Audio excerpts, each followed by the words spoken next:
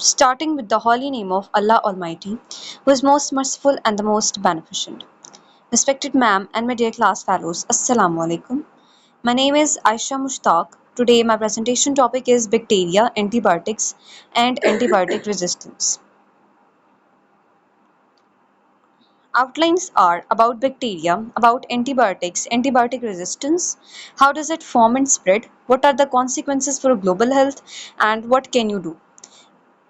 Outlines हैं इसकी bacteria के बारे में, एंटीबायोटिक्स के बारे में, एंटीबायोटिक्स होती क्या है, बैक्टीरिया क्या होता है एंड एंटीबायोटिक रेजिस्टेंस, इसके बारे में हम स्टडी करेंगे। How does it form and spread. Antibiotic जो है वो रेजिस्टेंस यानी कोई बैक्टीरिया जब हमारी बॉडी में चला जाता है तो एंटीबायोटिक उसके किस तरह उसको कैप्चर करती है और किस तरह डिजीज़ जो है वो नहीं कॉज करती है और किस तरह ये बनते हैं, स्प्रेड होते हैं and what are the consequences for global health और वर्ल्ड को जो है वो हमारी हेल्थ ऑर्गेनाइजेशंस को इसके लिए कौन कौन से कॉन्सिक्वेंसेस, कौन कौन से इकदाम लेने चाहिए and what can you do, और आप इसके बचाव के लिए और इसको प्रमोट करने के लिए क्या क्या कर सकते हैं। First of all, about bacteria. Bacteria are small microscopic sized organisms that can be found in most environments. For example, in soil, water, and on and inside the human body. Bacteria जो है वो बहुत ही छोटे, very small microscopic size एक organisms होते हैं जो कि हमारे environment में पाए जाते हैं, जैसे कि हमारे soil में पानी and on and inside the human body, और ह्यूमन बॉडी की बाहर वाली एपिथेलियल जो हमारा टिश्यू होता है वहाँ पर भी, और इनसाइड द ह्यूमन बॉडी के अंदर भी, और एयर में भी हमारे बहुत सारे बैक्टीरियाज होते हैं। बैक्टीरियाज जो होते हैं वो कुछ होते हैं जो हार्मफुल होते हैं, जो हमारी बॉडी में डिजीज़ कॉज करते हैं, और कुछ जो होते हैं बहुत ही यूज़फुल होते हैं। There are around 50 million bacteria in every gram of surface soil. अगर हम मट्टी 1 ग्राम ही मट्टी का लें तो उसमें भी हमें 50 मिलियन बैक्टीरिया मिलेंगे, यानी इस कदर बैक्टीरिया की अमाउंट इंक्रीज़ है सॉइल में।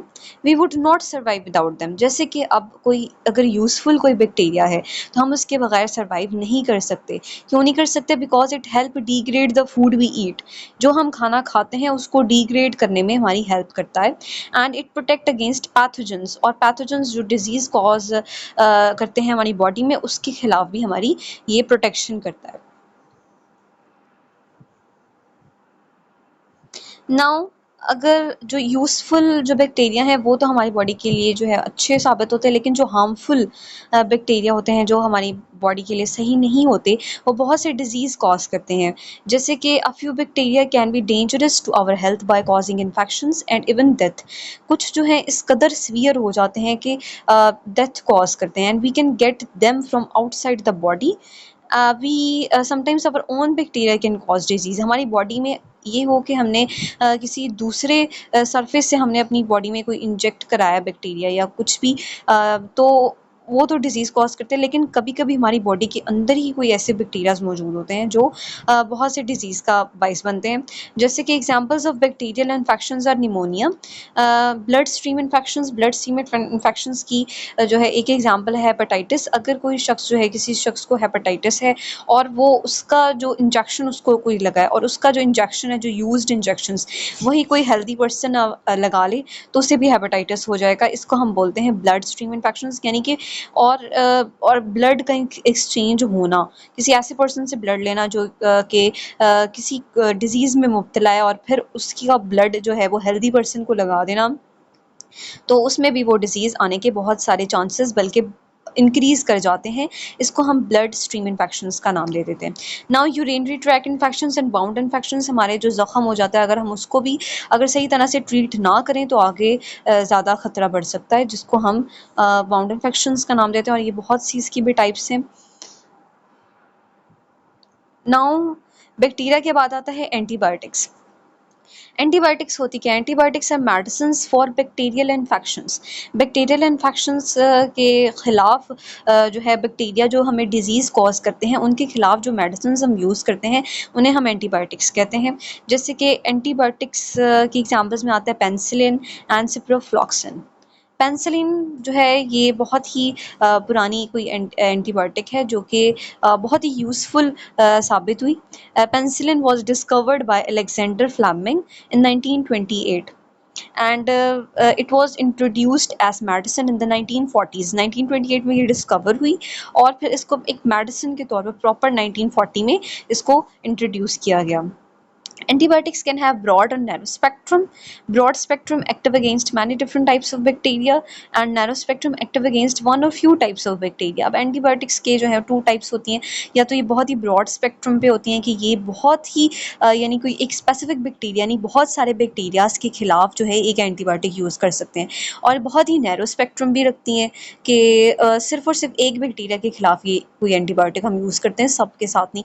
ये एंटीबायोटिक्स की टाइप्स में आ जाता है, कुछ एंटीबायोटिक्स ब्रॉड स्पेक्ट्रम की होती हैं और कुछ जो होती है वो नैरो स्पेक्ट्रम, यानी उसको हम सिर्फ और सिर्फ किसी एक बैक्टीरिया की रिमूवल के लिए ही यूज़ कर सकते हैं।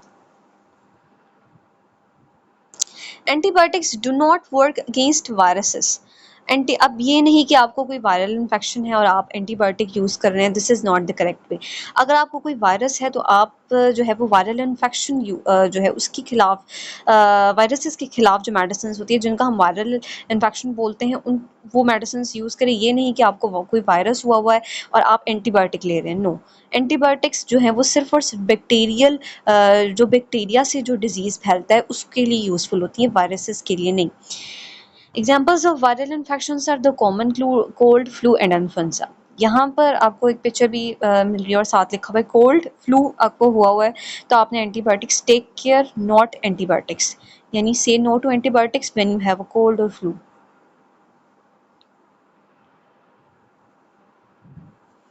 Now antibiotics are effective against bacteria. Bacteria के खिलाफ जो है ये बहुत ही इफेक्टिव है, ज़ाहिरी बात है। However antibiotics have only marginal effective against some bacterial infections such as uncomplicated sinus infections and ear infections हमारे एयर में हो जाते हैं तो उसके लिए ये बहुत ही यूज़फुल है। The body's immune system can normally take care of these infections without antibiotics.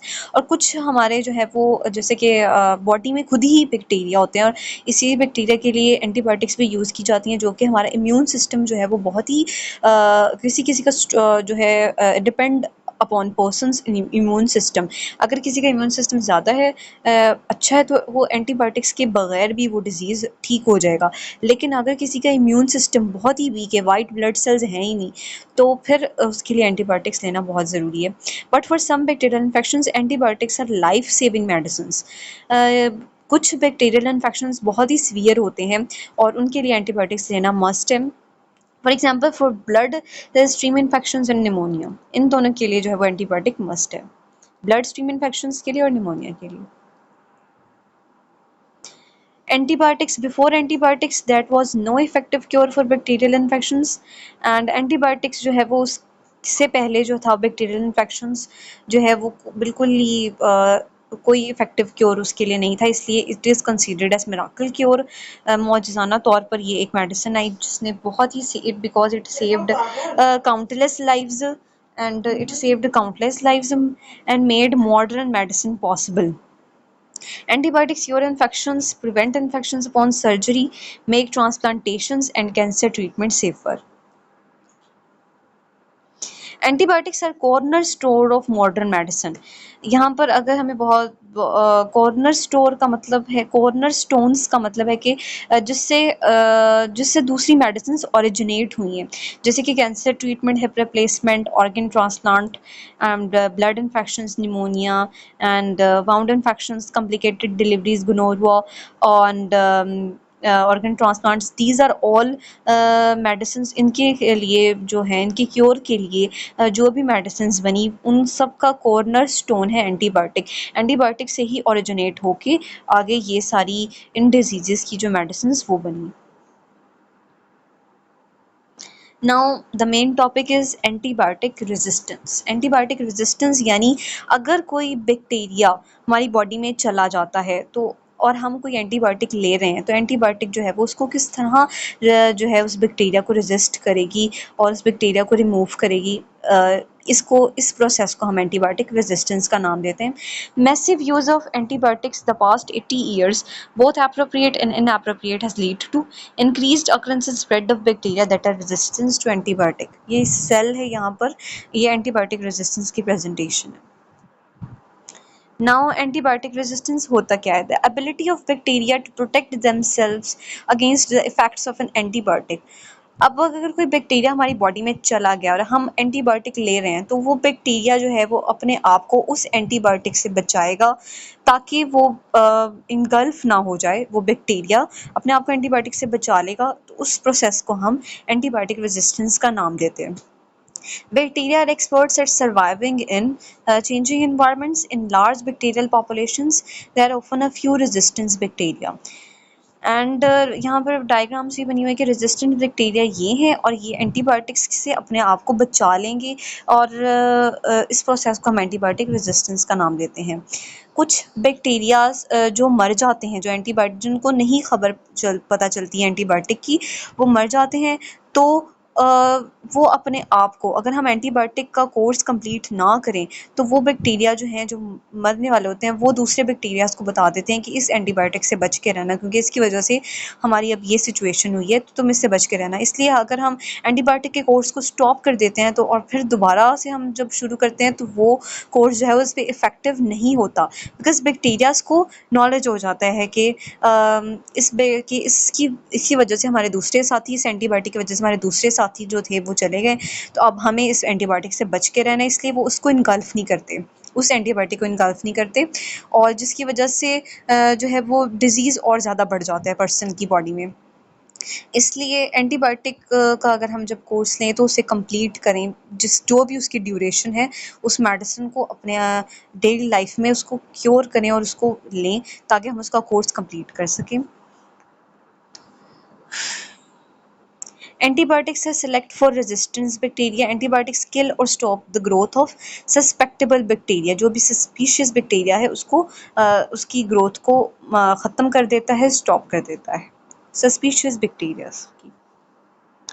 Antibiotics select for resistance bacteria, यहाँ पर डायग्राम आपको नज़र आ रही है। Population of mainly susceptible bacteria जो है उसकी पॉपुलेशन, और ये population of mainly resistance bacteria. जब हमने एंटीबायोटिक ली, तो सबसे पहले आप देखें ये जो रेड रेड थे, ये सारे रेजिस्टेंस बैक्टीरिया थे, ठीक है, जिन्होंने अपने आप को रेजिस्ट किया हुआ था एंटीबायोटिक से।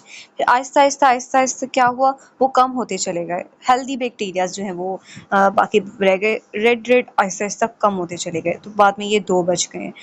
ठीक है, अब अगर हम कोर्स कंप्लीट नहीं करेंगे, तो ये 2 और आगे मसला ख़राब करेंगे, इसलिए हमें कोर्स कंप्लीट अपना करना चाहिए, ताकि ये 2 भी ना रहें। सो एंटीबायोटिक का कोर्स पूरा करना चाहिए हमें, एंड इस वजह से इसकी पॉपुलेशन में फ़र्क आता है।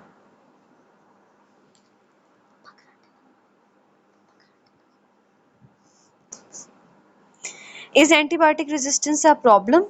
Antibiotic resistance leads to treatment failures. Antibiotic resistance threatens our ability to perform modern medicinal procedures. Antibiotic resistance poses a major economic burden on society, and antibiotic resistance bacteria already cause many deaths around the world. Antibiotic resistance bacteria each year cause more than 38,000 deaths in Thailand में हुई है इसकी वजह से, and more than 23,000 deaths in the USA, and 25,000 deaths in the European union. But the consequences for antibiotic resistance are most severe for the poor, because इससे कुछ कुछ antibiotics की जो है मेडिसिन जो हैं, ये इतनी हैवी इसकी अमाउंट होती है, इतनी ज़्यादा ये एक्सपेंस मांगती हैं कि कोई भी आम बंदा उसको अफोर्ड नहीं कर सकता। इसलिए अगर किसी ऐसे बंदे को बैक्टीरियल